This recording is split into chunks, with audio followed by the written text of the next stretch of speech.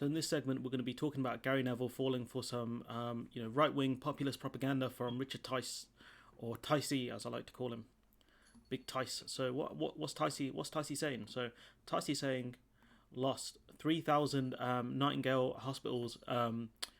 3,000 bed Nightingale Hospital, none of media teams at NHS, PHE, or Department of Health, nor, sorry, that's my cat running around, you can hear him, nor mayors GLA knew when asked this week what had become of it. I can confirm it's gone. Circa 100 million wasted. Told staff crisis, yet 30,000 retired 30,000 retired NHS folks still waiting for call up. So what I want to stress here is these Nightingale hospitals were mainly a propaganda stunt by the government to say that, we're not going to have a hospital shortage, we're building all these hospitals and stuff. Tice, mate, they're retired, they're old, like, they're most likely not want to go back to work because they've done their bit, they're retired. That's generally what retirement means, Richard Tice. And, they've worked hard for their money, they're not like you, bruv, not some, dodgy guy like you, bruv. And so, there are 30,000 of them, they're retired, so they're off the board. So I don't understand why you want all these retired people to come back. But the important thing here is, Gary Neville's fallen hook, line and sinker for this, propaganda, saying that they've closed the Nightingale hospitals down. Why do they keep telling us the hospitals are going to be overwhelmed if they have taken away the spare capacity? No staff called upon, but we are told they haven't enough resources. So I think G Neville's missed a bit where the guy said 30,000 retired staff. So he's thinking maybe these 30,000 staff, they're somewhere in the wind. And we can call them in, summon them like Yu-Gi-Oh! We'll have 30,000 staff here, and no problems. And Gary Neville, yeah, I love you, bro, but honestly, if you want to talk politics, yeah, you need to start doing some reading and you need to start doing some learning, because you have a big platform. You have 4.3 million followers. That's a lot of people. I have like 100 at most. And so what I want to stress to you is this guy is lying to you. And we don't have the staff. That's why these hospitals aren't being staffed. We don't have the nurses. There's a nurse shortage right now. When you take nurses from another area, another hospital, to fill up these, what are they called, Nightingale hospitals, what that means is you're taking away a nurse or a doctor from another hospital. We don't have 30,000 in the wind. They're retired for a reason. If they catch COVID, these people, they're in their 60s, 70s, they're going to die. Okay? So maybe it's best if they stay retired, and if they wanted to come back, they can come back. They can come out of retirement, no problem. But clearly there's a reason why they have stayed retired. Maybe that's because they don't want to go back, because they've done their bit. So GNF falling for this propaganda. So let's talk about this. This is from a guy who responded to this, Jack Broadley, and this is the point I want to make here, and it's a really good point that he's made. You can build as many additional hospitals as you want. Where are the staff coming from to work in them to the standard we need? And that's something we're going to be talking about.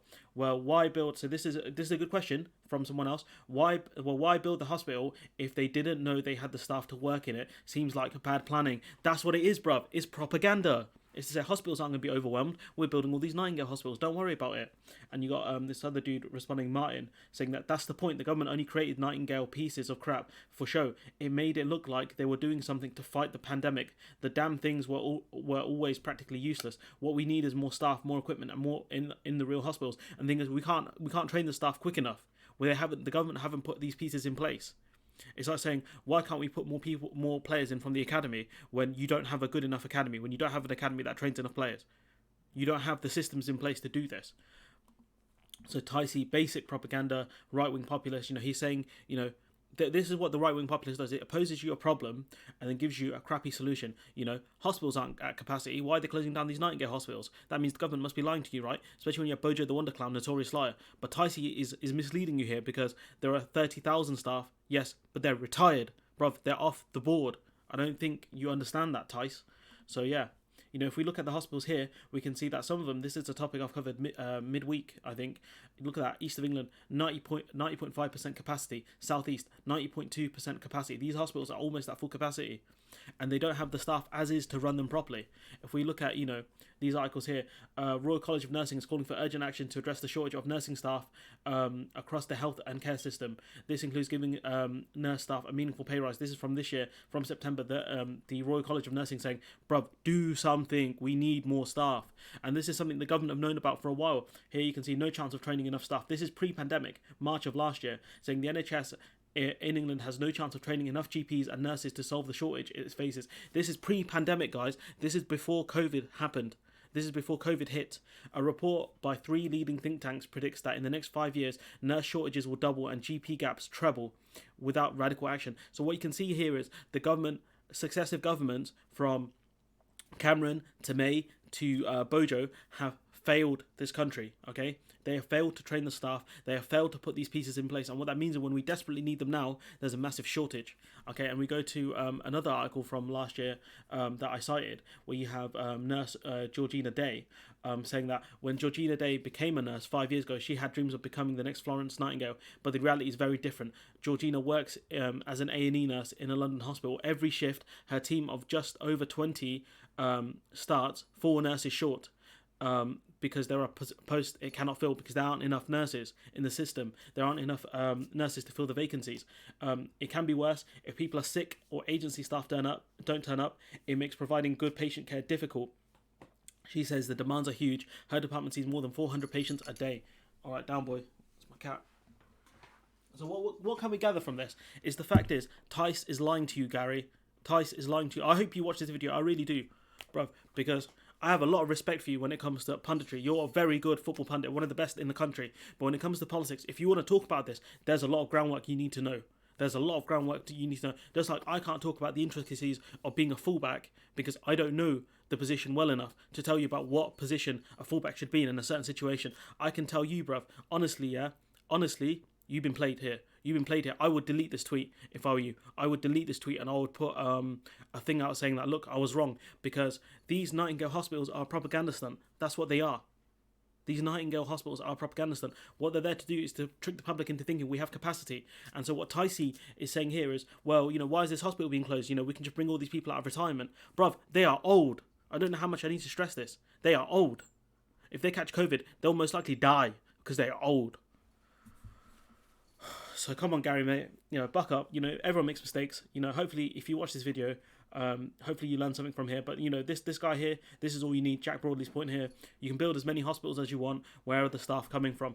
And what we know here from Georgina Day is her shift. She has 4 nurses short from a 20-person team.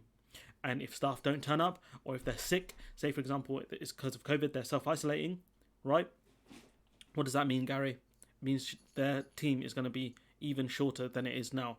Forget 4 people short, they could be 5, 6 or 7, especially if COVID is running down the hospital and you have multiple members of that nursing team being impacted. So don't fall for basic right-wing propaganda. Here's lesson 101 of right-wing propaganda. They will give you a legitimate problem, or they will offer you something that looks legitimate, right? Like this thing here with the COVID, with the Nightingale hospitals being closed. Then they'll offer you a bogus solution, and then they'll say this is the way to do it. Right? What's he offered us? He's offered us a problem. If he's offered us a thing, right?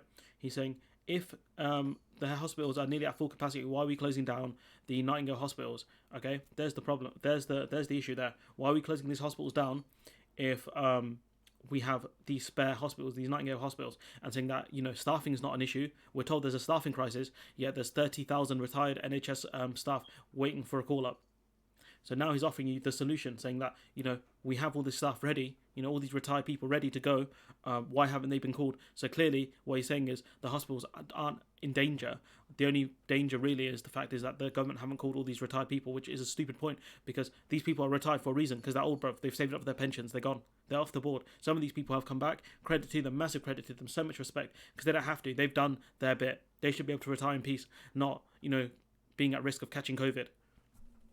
And so, great work by Richard Tice. Gary, mate, first of all, your tweets in all caps.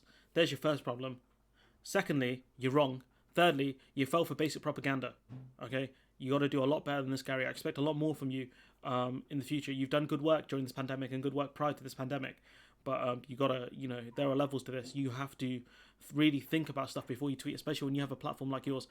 4.3 million followers. That's a lot of followers, man. That's a lot more followers than I'll ever have. And so, look, I want you to, I hope you do a lot better in the future. So, look, I'm going to leave it there. Let me know what you guys think in the comments below. Gary, if you see this video, I'm going to tweet it at you. Let me know what you think, because this is basic. This is basic right here. So let me know what you think in the comments below. Like, comment, share, subscribe, and hopefully I'll see you in the next one.